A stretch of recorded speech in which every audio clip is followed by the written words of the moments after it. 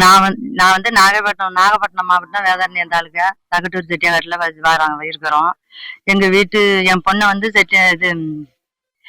வெள்ளிக்கிழங்குல கல்யாணம் பண்ணி கொடுத்தேன். 7 வருஷம் ஆகுது. ஆனா அடிக்கடி அவளுக்குள்ள சண்டை வந்து போயிட்டு வந்துருச்சு.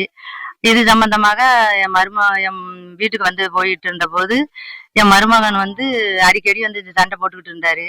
ஆனா இப்ப சண்டை போட்டுட்டு இருந்தவரு இப்ப திடீர்னு என் பொண்ணை வந்து என் வீட்டுக்கார என்னையும் கொலை பண்றதா முயற்சி பண்ணி என்னை வெட்டி வெட்டி என் புருஷனை ஆஸ்பத்திரியில சேர்த்துருக்காங்க. 3 பேர் வந்தாங்க.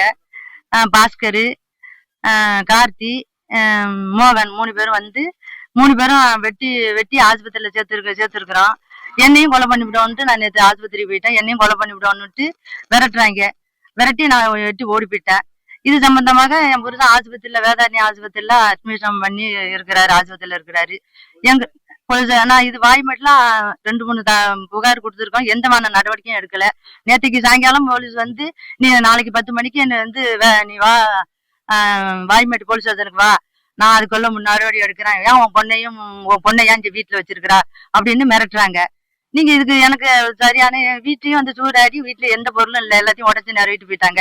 இதுக்கு எதாவது தயவு செய்து எனக்கு ஒரு நல்ல நடவடிக்கை எடுத்து இபிலையும் இதெல்லாம் புகார் மீட்டர் போட்டியெல்லாம் எல்லாத்தையும் உடச்சு நிறைவேற்றி போயிட்டாங்க. நீங்க இதுக்கான நடவடிக்கை எனக்கு எடுத்து வரும் தயவு செய்து. வேதாரண்யம் தவுட்டூர் கிராமத்துல இருந்து போயிடும். தவுட்டூர் செட்டியாடு இருந்து போயிடும்.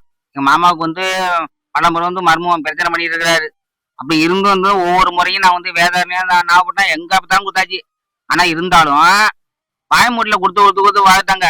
எல்லாமே வாய்மூட்டு காவல் நிலையத்துல எவ்வளவோ புகார கொடுத்துட்டாங்க. கட்ட பஞ்சாயத்திலேயே ஓடுது. இது வரைக்கும் வந்து நடவடிக்கை கிடையாது. போலீஸ் எந்த இதுவும் இல்லை. கட்ட பஞ்சாயத்து தான் போலீஸ் வாய்மூடு. அதுக்கு நீங்க நடவடிக்கை எடுக்கணும் மேலிடம் வரைக்கும். அவ்வளவுதான் எனக்கு தெரிஞ்ச வரைக்கும். அவ்வளவுதான்.